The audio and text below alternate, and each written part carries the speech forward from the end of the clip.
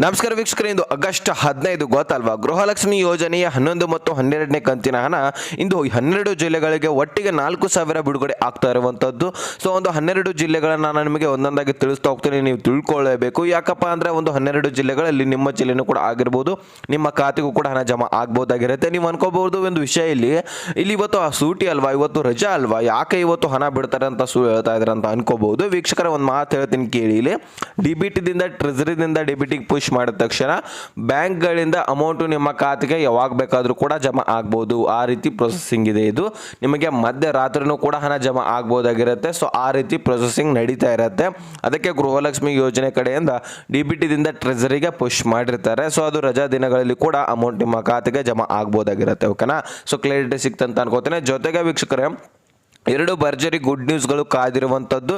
So ಅದನ್ನು ಕೂಡ ನಿಮಗೆ ಕಂಪ್ಲೀಟ್ ಆಗಿ ತಿಳಿಸ್ತಾ ಹೋಗ್ತೀನಿ. ಸ್ವತಃ ಲಕ್ಷ್ಮೀ ಹೆಬ್ಬಾಳ್ಕರ್ ಮೇಡಮ್ ಅವರ ತಿಳಿಸಿರುವಂಥದ್ದು. ಸೊ ಕಂಪ್ಲೀಟ್ ಆಗಿ ನೋಡಿ, ತುಂಬ ಅಂದರೆ ತುಂಬ ಇಂಪಾರ್ಟೆಂಟ್ ಮಾಹಿತಿ ಆಗಿರುತ್ತೆ. ವಿಡಿಯೋನ ಮಧ್ಯೆ ಸ್ಕಿಪ್ ಮಾಡಬೇಡಿ. ಚಾನಲ್ಗೆ ಸಬ್ಸ್ಕ್ರೈಬ್ ಮಾಡಲಿ ಅಂದರೆ ಬೇಗನೆ ಸಬ್ಸ್ಕ್ರೈಬ್ ಮಾಡ್ಕೊಳ್ಳಿ. ವಿಡಿಯೋಕ್ಕೊಂದೇ ಒಂದು ಲೈಕ್ ಕೊಟ್ಬಿಟ್ಟು ವಿಡಿಯೋನ ನೋಡಲಿಕ್ಕೆ ಸ್ಟಾರ್ಟ್ ಮಾಡಿ. ಈಗ ನಾನು ಡೈರೆಕ್ಟಾಗಿ ಟಾಪಿಕ್ಗೆ ಬಂದುಬಿಡ್ತೀನಿ. ವೀಕ್ಷಕರೇ, ಅದ್ರ ಜೊತೆಗೇನೆ ಇನ್ನೊಂದು ಮುಖ್ಯವಾಗಿರುವಂತಹ ವಿಷಯ ಏನಪ್ಪಾ ಅಂದರೆ, ಇಲ್ಲಿ ರೈತರಿಗೆ ಸಂಬಂಧಪಟ್ಟಂತಹ ವಿಷಯ ಇದೆ. ಇಲ್ಲಿ ನೋಡಿ, ಸಾಕಷ್ಟು ಈಗಾಗಲೇ ರೈತರಿಗೆ ನಾನು ಈಗಾಗಲೇ ಒಂದು ವಿಡಿಯೋದಲ್ಲಿ ತಿಳಿಸ್ಕೊಟ್ಟಿದ್ದೀನಿ. ಆಗಸ್ಟ್ 20 ಒಳಗಾಗಿನೇ ಒಂದು ಕೆಲಸಗಳನ್ನು ಮಾಡಿ, ಇಲ್ಲಪ್ಪ ಅಂದರೆ ನಿಮ್ಮ ಹೊಲ ಗದ್ದೆ ಆಸ್ತಿ ಪಾಸ್ತಿಗಳೇನು ನೀವು ಹಕ್ದಾರ ಇರ್ತಿರಲ್ಲ, ಅಂದರೆ ನಿಮ್ಮದೇ ಇದು ಇರುವಂಥದ್ದು, ನೀವು ಹಕ್ಕದಿಂದ ಇರ್ತೀರ ಅಲ್ಲಿ. ಸೊ ಅದನ್ನೆಲ್ಲನೂ ಕೂಡ ಕಳ್ಕೋಬೇಕಾಗತ್ತೆ ಅಂತ ಸ್ವತಃ ಕೃಷ್ಣ ಬೈರೇಗೌಡ ಅವರು ಮಾಹಿತಿಯನ್ನು ತಿಳಿಸಿರುವಂಥದ್ದು. ಸೊ ಅದು ಏನಪ್ಪ ಕೆಲಸ ಅಂತ ನೀವು ಕೇಳ್ಬೋದು. ಇಲ್ಲಿ ಈಗೂ ಕೂಡ ಹೇಳ್ತಾ ಇದ್ದೀನಿ ಕೇಳಿ. ಇಲ್ಲಿ ನಿಮ್ಮ ಆಧಾರ್ ಕಾರ್ಡ್ಗೆ ಪಹಣಿಯನ್ನು ಲಿಂಕ್ ಮಾಡಿಸಲೇಬೇಕು ಕಡ್ಡಾಯವಾಗಿ. ಇದೇ ಆಗಸ್ಟ್ 20 ಒಳಗಾಗಿನೇ ಗಡುವು ಕೊಟ್ಟಿದ್ದಾರೆ. ಈಗಾಗಲೇ ಡೇಟ್ ಫಿಕ್ಸ್ ಮಾಡಿ ಅದು ಎಕ್ಸ್ಟೆಂಡ್ ಕೂಡ ಆಯಿತು. ಅದನ್ನು ಮುಂದ್ಗಡೆ ಹಾಕಿ ಈಗ 20 ತಾರೀಕು ಕೊಟ್ಟಿದ್ದಾರೆ. ಸೊ ಅದರೊಳಗಾಗಿನೇ ಮಾಡಿಸ್ಬೇಕಾಗತ್ತೆ. ಅದನ್ನು ಎಲ್ಲಿ ಹೋಗಿ ಮಾಡಿಸ್ಬೇಕು ಅನ್ನುವಂಥದ್ದನ್ನು ಕೂಡ ತಿಳಿಸ್ಕೊಡ್ತೀನಿ. ಸಾಕಷ್ಟು ಫಲಾನುಭವಿಗಳು ಈಗೂ ಕೂಡ ರೈತರು PM ಕಿಸಾನ್ ಯೋಜನೆಯನ್ನು ಪಡಿತಾ ಇಲ್ಲ. ಈ ಒಂದು ಪಹಣಿ ಲಿಂಕ್ ಆಗಿರಲ್ಲದ ಕಾರಣಕ್ಕಾಗಿ ಬರ ಪರಿಹಾರನೂ ಕೂಡ ಬರಲ್ಲ, ಬೆಳೆ ಪರಿಹಾರನೂ ಕೂಡ ಬರಲ್ಲ, ರೈತರಿಗೆ ಸಂಬಂಧಪಟ್ಟಂತಹ ಯಾವುದೇ ಯೋಜನೆಗಳು ಕೂಡ ಬರಲ್ಲ. ಈ ಒಂದು ಕಾರ್ಯವನ್ನು ಯಾಕೆ ಕ್ರಮವನ್ನು ಕೈಗೊಂಡಿದ್ದಾರಂದರೆ, ನಿಮ್ಮ ಒಂದು ಆಸ್ತಿ ಪಾಸ್ತಿಗಳಿಗೆ ನೀವೇ ಹಕ್ಕದಾರರಾಗಿರಲಿ, ಅದನ್ನು ನಿಮ್ಮ ಬೇರೆಯವರು ಲಪಟಾಯಿಸ್ಕೊಂಡು ಹೋಗೋದು ಬೇಡ ಅಂತ ಈ ಒಂದು ಪಹಣಿಗೆ ಆಧಾರ್ ಕಾರ್ಡು ಲಿಂಕ್ ಮಾಡಿಸುವುದು ಕಡ್ಡಾಯವಾಗಿದೆ ಅಂತ ಸ್ಪಷ್ಟನೆಯನ್ನು ಕೃಷ್ಣ ಬೈರೇಗೌಡ ಅವರು ಕೊಟ್ಟಿರುವಂಥದ್ದು. ಸೊ ಅದಕ್ಕೋಸ್ಕರ ಹೇಳ್ತಾ ಇದ್ದೀನಿ. ಸೊ ಆದಷ್ಟು ಬೇಗ ಈ ಒಂದು ಪಹಣಿಗೆ ಆಧಾರ್ ಕಾರ್ಡ್ ಲಿಂಕನ್ನು ಮಾಡಿ ನಿಮ್ಮ ಗ್ರಾಮ ಪಂಚಾಯಿತಿ ಏನಿರುತ್ತಲ್ಲ ನಿಮ್ಮ ತಾಲೂಕಿನಲ್ಲಿ, ಸೊ ಅಲ್ಲಿ ಹೋಗಿ ನೀವೇನು ಮಾಡಬೇಕು, ಗ್ರಾಮ ಲೆಕ್ಕಾಧಿಕಾರಿಗಳ ಹತ್ರ ಪಹಣಿಗೆ ಆಧಾರ್ ಕಾರ್ಡನ್ನು ಲಿಂಕ್ ಮಾಡಿಸಲೇಬೇಕಾಗತ್ತೆ. ಲಿಂಕ್ ಮಾಡಿಸಿದ್ರೆ ಮಾತ್ರ ನಿಮ್ಮ ಒಂದು ಆಸ್ತಿ ಪಾಸ್ತಿಗಳು ನಿಮ್ಮ ಹತ್ರ ಉಳಿಯುತ್ತೆ. ಇಲ್ಲಾಂದರೆ ಬೇರೆದವರು ಲಪಟಾಯಿಸ್ಕೊಂಡು ಹೋಗ್ತಾರೆ, ಅಥವಾ ನಿಮಗೆ ಬರುವಂತಹ ಯೋಜನೆಗಳು PM ಕಿಸಾನ್, ಬರ ಪರಿಹಾರ, ಉಳಿದಂತಹ ಎಲ್ಲ ಯೋಜನೆಗಳನ್ನು ಕೂಡ ಅವರೇ ಲಪಟಾಯಿಸ್ಕೋತಾರೆ. ಅಲ್ಲೆಲ್ಲನೂ ಕೂಡ ನಿಮ್ಮ ಹೆಸರಲ್ಲೇ ಇದ್ದಿದ್ದು ಅವ್ರ ಹೆಸರೇ ಆಗುತ್ತೆ ನೋಡಿ. ಸೊ ಅದಕ್ಕೋಸ್ಕರ ಡಾಕ್ಯುಮೆಂಟ್ಸ್ಗಳನ್ನು ಎಲ್ಲಕ್ಕೂ ಒಂದಕ್ಕೊಂದು ಅಟ್ಯಾಚ್ ಇರಬೇಕಂತ ಮಾಹಿತಿಯನ್ನು ಹೊರಡಿಸಿರುವಂಥದ್ದು ಕೃಷ್ಣ ಬೈರೇಗೌಡರು. ಇದು ಒಂಥರ ಒಳ್ಳೆಯ ಅವಕಾಶ, ಅಂದರೆ ಒಳ್ಳೆಯದು ಅಂತಾನೆ ಅನ್ಬೋದು, ಒಳ್ಳೆಯ ಒಂದು ರೂಲ್ಸನ್ನು ತಂದಿರುವಂಥದ್ದು.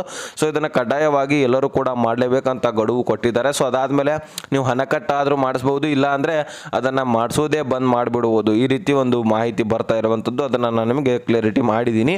ಈಗ ಗೃಹಲಕ್ಷ್ಮಿ ಯೋಜನೆ ಕಡೆ ಬಂದ್ಬಿಡೋಣವಾ?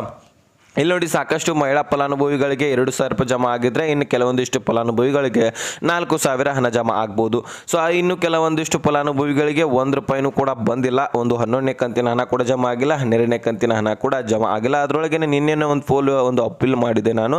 ಸೊ ಅದರಲ್ಲಿ ಕೂಡ ಸಾಕಷ್ಟು ಒಂದು 50%ಗಿಂತ ಹೆಚ್ಚಿನ ಫಲಾನುಭವಿಗಳಿಗೆ ಹಣ ಜಮಾ ಆಗಿದೆ ಅಂತಾನೆ ಒಂದು ಮಾಹಿತಿ ಬರ್ತಾ ಇರುವಂಥದ್ದು. ಅದನ್ನು ನೋಡಿಬಿಟ್ರೆ, ಸೊ ಇಲ್ಲಿ 57% ಆದರೂ ಇಲ್ಲಿ ಬಂದಿದೆ ಅಂತ ಕ್ಲಿಕ್ ಮಾಡಿದ್ದಾರೆ ವೀಕ್ಷಕರೇ. ಸೊ ಬೇಕಾದರೆ ಹೋಗಿ ನೋಡ್ಕೋಬಹುದು ನೀವು ಪೋಲು. ಓಕೆನಾ? ಕ್ಲಿಯರಿಟಿ ಸಿಕ್ತ ಅಂತ ಅನ್ಕೋತೀನಿ. ಈಗ ಅದು ಆಲ್ಮೋಸ್ಟ್ ಎಲ್ಲರಿಗ ಖಾತೆಗೆ ಜಮಾ ಆಗ್ತಾ ಇದೆ ಅಂತಾನೆ ಅನ್ಕೋಬಹುದು ವೀಕ್ಷಕರೇ. ಸೊ 2,000 ರೂಪಾಯಿ ಇಲ್ಲಿ ಭಾಳಷ್ಟು ಮಹಿಳಾ ಫಲಾನುಭವಿಗಳಿಗೆ ಜಮಾ ಆಗಿದೆ. ವಿಜಯಪುರ, ಕಲಬುರಗಿ, ಹಾಸನ, ಗದಗ, ಬಳ್ಳಾರಿ, ಈ ಥರ ಸಾಕಷ್ಟು ಒಂದು ಜಿಲ್ಲೆಗಳಿಗೆ ಈಗಾಗಲೇ ಹಣ ಜಮಾ ಆಗಿರುವಂಥದ್ದು. ಸೊ ಈಗ 4,000 ಕೂಡ ಕೆಲವೊಂದಿಷ್ಟು ಜಿಲ್ಲೆಗಳಿಗೆ ಜಮಾ ಆಗಿತ್ತು. ಸೊ ಆದರೆ ಒಂದು ಜಿಲ್ಲೆಗಳಲ್ಲಿ ವೀಕ್ಷಕರೇ ಈಗಾಗಲೇ 2,000 ಮತ್ತೆ ಜಮಾ ಆಗಲಿಕ್ಕೆ ಪ್ರಾರಂಭವಾಗಿದೆ. 4,000 ಯಾರಿಗೆ ಜಮಾ ಆಗಿದೆ ನೋಡಿ. ಸೊ ಅವರಿಗೆ 11 ಮತ್ತು 12ನೇ ಕಂತಿನ ಹಣ ಮುಗಿವರೆಗೂ ಕೂಡ 13ನೇ ಕಂತಿನ ಹಣ ಜಮಾ ಆಗಲ್ಲ. ಮೊದಲಿಗೆ ಯಾರಿಗೆ ಹಣ ಜಮಾ ಆಗಿಲ್ಲ ಅವ್ರಿಗೆಲ್ಲರಿಗೂ ಕೂಡ 2,000 ರೂಪಾಯಿ ಹಾಕಿ, ಮತ್ತೆ 2,000 ರೂಪಾಯಿ ಹಾಕಿ, ಅಂದರೆ 12ನೇ ಕಂತಿನ ಹಣ ಇನ್ನು 2-3 ದಿನಗಳಲ್ಲಿ ಬಿಡುಗಡೆ ಆಗಲಿದೆ. ಸೊ ಅದನ್ನು ಕೂಡ ಎಲ್ಲರ ಖಾತೆಗೆ ಜಮಾ ಮಾಡಲಿದ್ದಾರೆ ವೀಕ್ಷಕರ. ಗುಡ್ ನ್ಯೂಸ್ ಏನಪ್ಪಾ ಅಂದರೆ, 12ನೇ ಕಂತಿನ ಹಣ ಇನ್ನು 2-3 ದಿನಗಳಲ್ಲಿ ನಿಮ್ಮ ಖಾತೆಗೆ ಬರಲಿದೆ ವೀಕ್ಷಕರೇ. ಸೊ ಅದನ್ನೆಲ್ಲನೂ ಕೂಡ ನಿಮ್ಮ ಖಾತೆಗೆ ಜಮಾ ಮಾಡೋರಿದ್ದಾರೆ. ಸೊ ನಿಮ್ಮೆಲ್ಲರ ಖಾತೆಗೆ ಈಗ 2-3 ದಿನಗಳಲ್ಲಿ ಬರಲಿದೆ 12ನೇ ಕಂತಿನ ಹಣ. ಬಹಳಷ್ಟು ಜನ ವೇಟ್ ಮಾಡ್ತಾ ಇದ್ರಿ. ಈಗ ಬರೀ 11ನೇ ಕಂತಿನ ಹಣ ಬಿಡುಗಡೆ ಮಾಡಿದರೆ ಬರೀ ನಮಗಿನ್ನೂ ಕೂಡ 4,000 ಹಣ ಟೋಟಲ್ ಆಗಿ ಸೇರಿಲ್ಲ, ಬರೀ 2,000 ರೂಪಾಯಿ ಮಾತ್ರ ಬಂದಿರುವುದು ಅಂತ ಸಾಕಷ್ಟು ಜನ ವಿಜಯಪುರದವರು, ಕಲಬುರಗಿ ಜಿಲ್ಲೆದವರು, ಗದಗ, ಹಾಸನ, ಬಳ್ಳಾರಿ ಈ ರೀತಿ ಸಾಕಷ್ಟು ಜಿಲ್ಲೆಯ ಫಲಾನುಭವಿಗಳು ಕೂಡ ಕಮೆಂಟ್ ಮಾಡಿದರು. ಈಗಾಗಲೇ 2,000 ರೂಪಾಯಿ ಮಾತ್ರ ಜಮಾ ಆಗ್ತಿರುವಂಥದ್ದು ಮೈಸೂರು, ಹುಬ್ಬಳ್ಳಿ, ಧಾರವಾಡ, ಯಾದಗಿರಿ, ಉತ್ತರ ಕನ್ನಡ, ದಕ್ಷಿಣ ಕನ್ನಡ. ಸೊ ಈ ರೀತಿ ಜಿಲ್ಲೆಗಳಿಗೆ 2,000 ರೂಪಾಯಿ ಮಾತ್ರ ಹೆಚ್ಚಿನ ಪ್ರಮಾಣದಲ್ಲಿ ಜಮಾ ಆಗ್ತಾ ಇರುವಂಥದ್ದು. ಸೊ ಇನ್ನು ಉಳಿದ 2,000 ಇನ್ನೆರಡು 3 ದಿನಗಳಲ್ಲಿ ಬರುತ್ತೆ. ಟೋಟಲ್ ಆಗಿ ನಿಮಗೆ 4,000 ಜಮಾ ಆದರೆ ನೆಕ್ಸ್ಟ್ ಮಂತ್ನಲ್ಲಿ 13ನೇ ಕಂತಿನ ಹಣ ಕೂಡ ರಿಲೀಸ್ ಮಾಡುವಂತಹ ಸಾಧ್ಯತೆ ಇದೆ. ಸೊ ಅದು ಲೇಟ್ ಆದರೂ ಆಗ್ಬೋದು, ಆದರೆ ಮೊದಲು 11ನೇ ಮತ್ತು 12ನೇ ಕಂತಿನ ಹಣ ಎಲ್ಲರ ಖಾತೆಗೆ ಜಮಾ ಮಾಡುವಂತಹ ಒಂದು ಪ್ರಯತ್ನವನ್ನು ಸರ್ಕಾರ ಮಾಡ್ತಾ ಇರುವಂಥದ್ದು ವೀಕ್ಷಕರೇ. ಸೊ ಇದ್ರ ಬಗ್ಗೆ ನಿಮಗೆ ಕ್ಲಾರಿಫಿಕೇಶನ್ ಸಿಕ್ಕರೆ ನಾನೀಗ ಈ ಒಂದು 12 ಜಿಲ್ಲೆಗಳನ್ನ ನಾನು ನಿಮಗೆ ತಿಳಿಸ್ಕೊಡ್ತೀನಿ. ಸೊ ಓಕೆನಾ, ಒಂದೊಂದಾಗಿ ಜಿಲ್ಲೆಗಳನ್ನ ನೋಡ್ತಾ ಹೋಗೋಣ. ಒಂದು ಜಿಲ್ಲೆಗಳಲ್ಲಿ ನಿಮ್ಮ ಜಿಲ್ಲೆನೂ ಕೂಡ ಆಗಿರ್ಬೋದು, ನಿಮ್ಮ ಖಾತೆಗೂ ಕೂಡ ಹಣ ಜಮಾ ಆಗ್ಬೋದಾಗಿರುತ್ತೆ. ಸೊ ಕಂಪ್ಲೀಟ್ ಆಗಿ ನೋಡಿ, ಇನ್ನೂ ಇಂಪಾರ್ಟೆಂಟ್ ಮಾಹಿತಿಗಳಿದ್ದಾವೆ ಇಲ್ಲಿ ನೋಡಿ.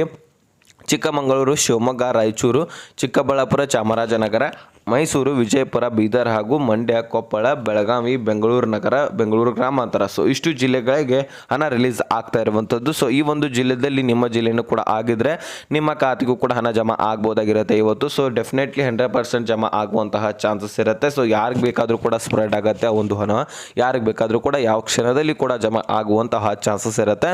ನಿಮಗೆ ಇನ್ನೂ ಕೂಡ ಗೃಹಲಕ್ಷ್ಮಿ ಯೋಜನೆಯ 11 ಮತ್ತು 12ನೇ ಕಂತಿನ ಹಣ ಬಂದಿಲ್ಲಪ್ಪ ಅಂದರೆ ಸೊ ಇಂದಾದರೂ 11ನೇ ಕಂತಿನ ಹಣ ಜಮಾ ಆಗುವಂತಹ ಚಾನ್ಸಸ್ ಇದೆ ಬಹಳಷ್ಟು. ಸೊ ಆದಷ್ಟು ನಿಮ್ಮ ಖಾತೆಗೆ ಜಮಾ ಮಾಡಲಿಕ್ಕೆ ಸರ್ಕಾರ ಹಾಕ್ತಾ ಇದೆ.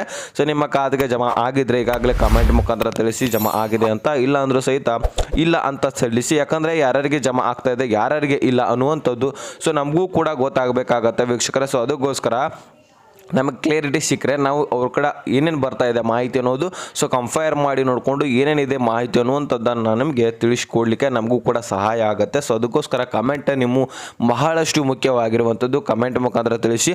ಮತ್ತು ಗೃಹಲಕ್ಷ್ಮಿ ಯೋಜನೆ ಸಂಬಂಧಪಟ್ಟಂತೆ ಯಾವುದೇ ಯೋಜನೆಗಳಿಗೆ ಸಂಬಂಧಪಟ್ಟಂತೆ ನಿಮಗೆ ಕನ್ಫ್ಯೂಷನ್ ಇದ್ದರೆ ಇನ್ಸ್ಟಾಗ್ರಾಮ್ ಲಿಂಕು ಡಿಸ್ಕ್ರಿಪ್ಷನಲ್ಲಿ ಇರುತ್ತೆ. ಸೊ ಅಲ್ಲಿಂದ ನನಗೆ ಡೈರೆಕ್ಟಾಗಿ ಮೆಸೇಜ್ ಮಾಡಿದ್ರೆ ನಾನು ಅಲ್ಲಿಂದ ರಿಪ್ಲೈ ಮಾಡಿ ನಿಮಗೆ ತಿಳಿಸ್ಕೊಡ್ತೀನಿ. ಓಕೆನಾ, ಈಗ ಕ್ಲಾರಿಟಿ ಸಿಕ್ಕಿದೆ ಅಂತ ಅನ್ಕೋತೀನಿ. ಈಗ ಗೃಹಲಕ್ಷ್ಮಿ ಯೋಜನೆಗೆ ಹೇಳೋದಾದರೆ ವೀಕ್ಷಕರು ಈಗಾಗಲೇ ಎಲ್ಲ ಕಂತುಗಳನ್ನು ಕೂಡ ಈಗಾಗಲೇ ಎಲ್ಲ ಜಿಲ್ಲೆಗಳಿಗೂ ಕೂಡ ಅಮೌಂಟ್ ಹಾಕ್ತಾ ಇದ್ದಾರೆ ಹಂತವಾಗಿ. ಈಗಾಗಲೇ ಡಾಕ್ಯುಮೆಂಟ್ಸ್ ವೆರಿಫಿಕೇಷನ್ ಕೂಡ ಅದಾಗೆ ನಡೀತಾನೆ ಇದೆ. ಯಾಕಂದರೆ ಈಗ 100% ಒರಿಜಿನಲ್ ಡಾಕ್ಯುಮೆಂಟ್ಸ್ ಹೊಂದಿರುವಂತಹ ಫಲಾನುಭವಿಗಳು ಬಹಳಷ್ಟು ಕಡಿಮೆ ಸಿಗ್ತಾ ಇದ್ದಾರಂತೆ. 100% ಯಾರೂ ಕೂಡ ಒರಿಜಿನಲ್ ಡಾಕ್ಯುಮೆಂಟ್ಸ್ಗಳು ಹೊಂದಿಲ್ಲ ಅಂತೆ. ಸೊ ಎಲ್ಲರನ್ನೂ ಕೂಡ ರದ್ದು ಮಾಡ್ತಾ ಬರ್ತಾ ಇದ್ದಾರಂತೆ. ಎಲ್ಲರನ್ನೂ ಕೂಡ ಆದಷ್ಟು ರದ್ದು ಮಾಡಿ BPL ರೇಷನ್ ಕಾರ್ಡ್ಗಳನ್ನು ರದ್ದು ಮಾಡಿ ಉಳಿದಿರುವಂತಹ ಒಂದು ಫಲಾನುಭವಿಗಳಿಗೆ ಮಾತ್ರ ಈ ಒಂದು ಗೃಹಲಕ್ಷ್ಮಿ ಯೋಜನೆ ಹಣ ಬರ್ತಾ ಇರುವಂಥದ್ದು. ಈಗಾಗಲೇ ಶಿವಮೊಗ್ಗ, ರಾಯಚೂರು, ಚಿಕ್ಕಬಳ್ಳಾಪುರ ಜಿಲ್ಲೆಗಳಲ್ಲಿ ಸಾಕಷ್ಟು ಫಲಾನುಭವಿಗಳು ಸಿಕ್ಕಿದ್ದಾರಂತೆ. ಅದರ ಜೊತೆಗೇ ಬೆಂಗಳೂರು ನಗರ, ಬೆಂಗಳೂರು ಗ್ರಾಮಾಂತರದಲ್ಲಿ ಸಿಕ್ಕಾಪಟ್ಟೆ ಜನರು ಸಿಕ್ಕಿರುವಂಥದ್ದು ಅಂತಾರೆ. ಫೇಕ್ ಡಾಕ್ಯುಮೆಂಟ್ಸ್ಗಳನ್ನು ಹೊಂದಿಬಿಟ್ಟು ಈ ಒಂದು BPL ರೇಷನ್ಸ್ ಕಾರ್ಡ್ಗಳನ್ನು ಬಹಳಷ್ಟು ಮಹಿಳಾ ಫಲಾನುಭವಿಗಳು ಮಾಡಿಸಿದಾರಂತೆ. ಸೊ ಅವರೆಲ್ಲರೂ ಕೂಡ ಡಾಕ್ಯುಮೆಂಟ್ಸ್ಗಳನ್ನು ಕ್ಲಿಯರಿಫಿಕೇಷನ್ ಮಾಡಿ ಅವ್ರನ್ನೆಲ್ಲರನ್ನೂ ಕೂಡ ರದ್ದು ಮಾಡ್ತಾ ಇರುವಂಥದ್ದು ಈಗ ಮಹಿಳಾ ಮತ್ತು ಮಕ್ಕಳ ಕಲ್ಯಾಣ ಇಲಾಖೆ. ಅದ್ರ ಜೊತೆಗೆ ಆಹಾರ ಇಲಾಖೆಯೂ ಕೂಡ ಸಾಕಷ್ಟು ಕ್ರಮವನ್ನು ಕೈಗೊಳ್ತಾ ಇದೆ. ಸೊ ಇಂತಹ ಒಂದು ಡಾಕ್ಯುಮೆಂಟ್ಸ್ಗಳನ್ನು ಹೊಂದಿರುವಂತಹ ಫಲಾನುಭವಿಗಳಿಗೆ ಫೇಕ್ ಡಾಕ್ಯುಮೆಂಟ್ಸ್ಗಳು, ಆದಾಯ ತೆರಿಗೆ ಕಟ್ಟುವವರನ್ನು ಎಲ್ಲರನ್ನೂ ಕೂಡ ತೆಗೆದಾಕ್ತಾ ಇರುವಂಥದ್ದು ಈಗ ಆಹಾರ ಇಲಾಖೆ ವೀಕ್ಷಕರೇ. ಸೊ ಆ ಒಂದು ಮಾಹಿತಿಯನ್ನು ಈಗಾಗಲೇ ನಿಮಗೆ ತಿಳಿಸಿಕೊಟ್ಟಿದ್ದೀನಿ, ಕ್ಲಿಯರ್ ಆಗಿ ಅರ್ಥ ಆಗಿದೆ ಅಂತ ಅನ್ಕೋತೇನೆ. ಸೊ ಇನ್ನೇ ಕನ್ಫ್ಯೂಷನ್ ಇದ್ರು ಆಗಲೇ ಹೇಳಿದನಲ್ಲ, ಆ ಒಂದು ಕೆಲಸ ಮಾಡಿ ಇದು ಕ್ಲಿಯರ್ ಆಗಿ ಅರ್ಥ ಆಗಿದ್ರೆ ಲೈಕ್ ಮಾಡಿ, ನಿಮ್ಮ ಸ್ನೇಹಿತರಿಗೆ ಶೇರ್ ಮಾಡಿ, ಸಬ್ಸ್ಕ್ರೈಬ್ ಮಾಡಿ ಅಂತ ಹೇಳ್ತಾ ಮತ್ತೆ ಮುಂದಿನ ಮಾಹಿತಿ ಹೊಂದಿಸ್ಕೋಣ. ಸೊ ಅಲ್ಲಿ ತನಕ ಬಾಯ್ ಬಿಡಿ ಫ್ರೆಂಡ್ಸ್.